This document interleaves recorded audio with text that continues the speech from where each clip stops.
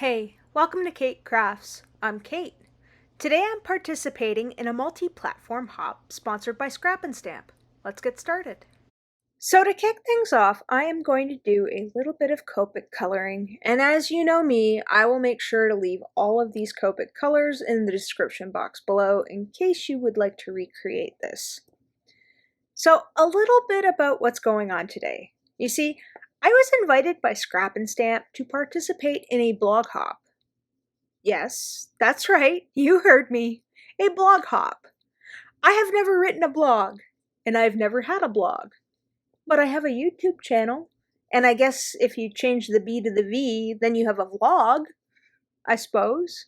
I don't know. I really don't know the difference, but I was invited to join in their hop, and I agreed. I mean, come on. The critters, hello. So, yeah. All right, let me tell you a little bit about this. It's time for Scrap and Stamp's Christmas Critter Inspiration Hop. Get ready for a dose of joy and holiday cuteness as we feature adorable Christmas critters in our project this December.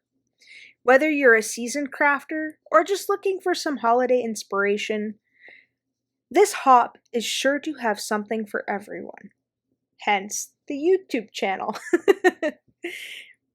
Be sure to leave a comment at each of the stop along the way, and a winner will be randomly selected from those comments to win one $50 gift certificate to Scrap and Stamp's online store. And announced on the Scrap and Stamp blog where you'll find the winner, basically. Of course, there's also going to be a 20% off Critters sale until December 2nd, so have fun shopping after you hop.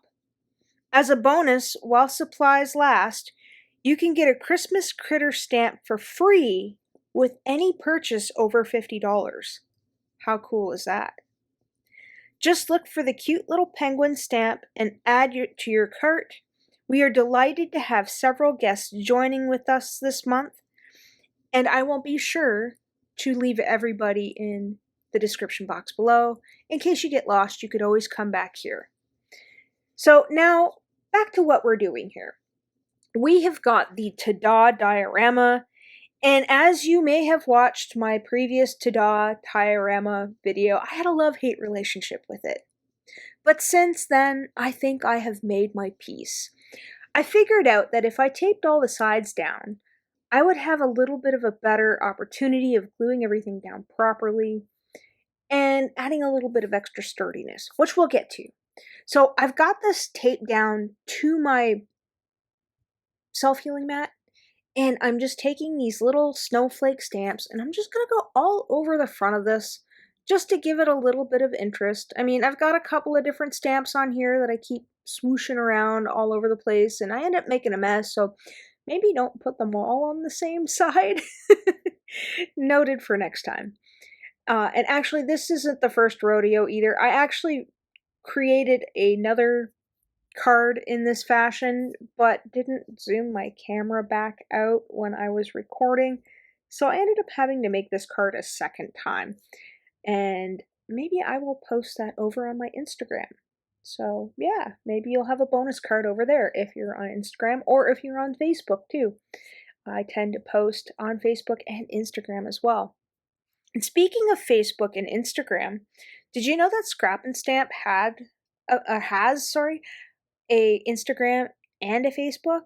And the neat thing about their Facebook is that they have a Facebook Scrap and Stamp group where they have a monthly challenge where you get like a list of 20 something prompts, and you can choose to create all of those prompts, or you can create one and then post it to their group, and at the end of the month a random winner is picked to win a prize.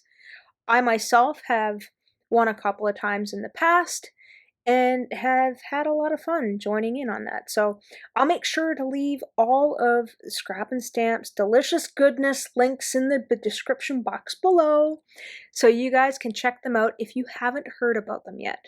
They are an online store located in British Columbia, Canada, which is kind of cool because I like supporting Canadian companies as well. Alright, so what we've got here is I've gone through all the little stars and added some Wink of Stella, and I'm going to lift that up, leaving those pieces of washi tape on there, or I think that's the best tape ever or something by Spellbinders. But I want to leave that together because I want to be able to line this up perfect. I found that when I tape that sides together so that they line up, and then I just mark out here with a pencil where the glue doesn't go, because you don't want to glue it all together, that kind of gives me an idea of where we want to go. Now, if you haven't put together the diorama, and if you think I'm doing a poor job trying to explain how I'm doing this, there is a video over on the Fawn website, what am I saying? YouTube channel that goes in depth on what each of these pieces are. Today, I just want to show you how I'm assembling this because, like I said, I've made peace with this one, and I rather like how my results turned out, even the second time of making this card.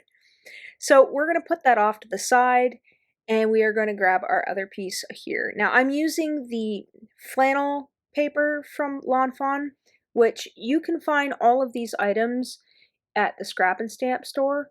I will be sure to also actually link those so you can go check them out for yourself if there's something specific that you're looking for from this video. I will have a direct link, which I don't often do, but in this case, because it's a hot blog vlog, hot blog blog, hot blog vlog, blah, blah, blah, blah. You know what I mean. You know what to do. Go ahead and check out those after we're done the video. Okay, so what I've done here is I have taken a thicker piece of cardstock, I believe it was 110 pound, and I cut it out the same with the red flannel, and then I glued them together. And then out of the same 110 pound cardstock, I've gone ahead and cut out these little, I don't know what you would call them, brackets, I guess? That's where the little windows are going to go, or the flap thingy. You'll see in a minute. If you've never done this before, I'm sorry. If you have done this, you're probably slapping your forehead going, oh my god, Kate, where are your words? And sometimes I lose those. So I'm just taking my foam folder to reinforce the creases as I add some glue. Now you could use tape runner to do this, but I found with my first one that sometimes the tape runner doesn't stick, and I know that with glue you're going to get a solid stick. Now I could double stick all this, but I wasn't in a double stick kind of mood. Oh, and these little pieces are the little floaty pieces that go inside. I'm just going to add a little bit of the Wink of Stella to the edge just to kind of give it a little interest. I mean, I could have used some glitter cardstock here, but I didn't really feel like digging it out, so I decided I was just going to grab my trusty Wink of Stella and add a little bit of glitter to the top like it's a bit of snow. And then we'll set those off to the side and dry. Now, you may notice here that I have the penguin and the deer and the little snow globe, the extra snow globe, and they don't kind of look the same. I ended up dropping all of my little critters on the floor, and I couldn't find the deer and the penguin, and it was late, and I needed to finish this card, and I was going to have a little pity party, and then I said, nope, pull up your big girl pants and just stamp them out again. You know what colors to use, Kate? You've got this. And I did. And when I did, I thought I would add in that extra little snow globe. I used all the same colors that I used for the previous ones that I had colored that I originally lost that you saw in the beginning of the video. So I stuck to the same colors. And yeah, so we get a little extra snow globe in this one. Now this pit right here is a little bit fiddly. I mean, I suppose I could have folded both of those ends down, but I find that it was just a little more difficult doing that way in my last video, or the last time I put this together, because I had to rewatch the Fawn video in order to remember how to put this together properly. Mainly the little boot looking things to create the little slots for the floating bridge there, if you know what I mean. I don't know what the technical terms are for any of these, so forgive me. So we're going to take some Barely Arts glue, and we're going to glue down our adorable little penguin because he's just so stinking cute. And because he's looking a little stark white on that belly of his, I'm going to give him a little bit of Sakura Stardust pen. And why not add a little bit to the top of his toque or beanie if you're in the United States. And I'm going to just touch those guys up because I thought I missed some. So next we are going to take our adorable little deer and we are going to give him a little bit of glue along his feet, and he's just going to be hanging out right there. I want to make sure that I have enough room between the two of them so that way we can get our third little critter in there, which is going to be our adorable little cat. Now, I chose to use the neutral grays on the cat because I was thinking about my little Nova when I was making this card. And actually, I think about this time she was wrapping around my chair legs and my feet, meowing ever so slightly to tell me that it was time for bed because she likes to tell me to go to bed when it's time for bed. And it was time for bed.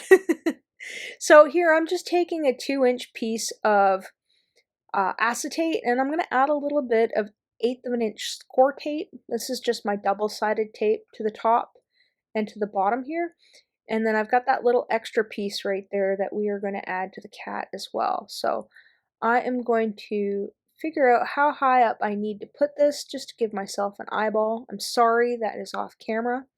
And we are going to take the release tape off the one side, and then we're going to attach the little thought bubble to it after I add another little bit here, because I want to make sure that this is secure. So once we've got that all taken care of, I am going to take that glue and add a little bit just so we have a little double stick, and then I'm going to smash that on there and make sure that's nice and secure. And then next I'm going to kind of eyeball where I need to put my little kitty. We're going to give her a little bit of glue on the bottom, and we're going to sit her just a smidge lower than the other critters, just to give it a little depth and interest.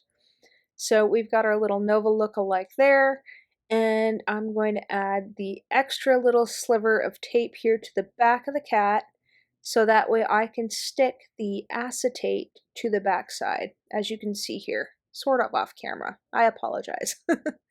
So I'm going to take off the release tape to that bottom there, add a little dollop of glue, a little bit of glue on the kitty, and then we are going to mash that down and make sure that that is nice and secure. So you can see it almost looks like the little warm wishes is floating in the middle of the air. So next up we are going to take our little snow globe and our little snow globe bear, and we are going to glue them to the outside of our little ta-da diorama. Now I'm going to take my little black gel pen here and touch up some of those black lines because I didn't get a crisp enough stamp. So yeah, that's a good thing about black gel pens, is that you can kind of touch up your little faux pas. So again, with the pencil, I'm just marking out where I need to be on the back side here, so I don't add in any extra glue because I don't want it interfering with any of the working mechanisms here. So now that I've got that line drawn on there, I'm going to add a little bit of the Barely Arts glue to the back side here, and then we're going to flip him over, and then we're just going to adhere him to the top here, once I figure out which way I'm going. So once I'm happy with that, I will move him into place, and perfect. And then next we are going to do the same thing for our little snow globe, add a little bit of glue, and then we're going to plop him down there, make sure he's nice and neat. Flip it over and make sure everybody's lined up how I want it. And then I also have that Season's Greetings there that I've cut from the Scripty Winter set, I think it's called. And I fussy cut it out, which I was not too happy about. I hate fussy cutting. And then that way I can just glue this to the top here. And now we're able to assemble the rest of our card. So because I used those stiffer little brackets there, I found that I had a little more stability in how this card sat. Now there is a way to completely have it stable, but I'm not sure how to do that yet. And here's my finished card. I hope you do take the opportunity to pop over to the Scrap and Stamp blog and hop along with all of us, because there's a lot of great inspiration coming your way. And as always, thanks for hanging out with me today. Take care.